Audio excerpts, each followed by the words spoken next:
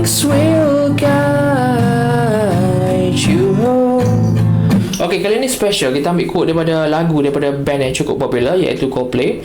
So my POV kepada quote ni adalah sometimes we fail, sometimes kita luka, sometimes plan kita tak menjadi, right?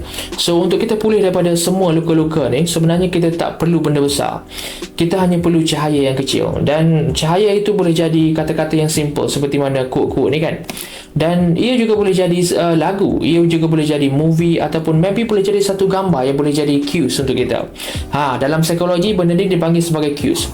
Apa itu cues? Dalam psikologi, cues merujuk kepada satu rangsangan persekitaran ataupun dalaman yang mempengaruhi persepsi ataupun ingatan kita. Okey, dan cues juga dia berfungsi sebagai petunjuk yang memberitahu kita cara kita untuk bertindak dan juga apa yang perlu kita jagakan. Okey, so like dalam quote ini adalah cues, dan home dalam quote ini dia bukannya rumah. Okey, home dalam quote ini dia adalah satu tempat yang nyaman. So kita carilah kita punya cues untuk membawa kita ke rumah, iaitu tempat yang paling nyaman.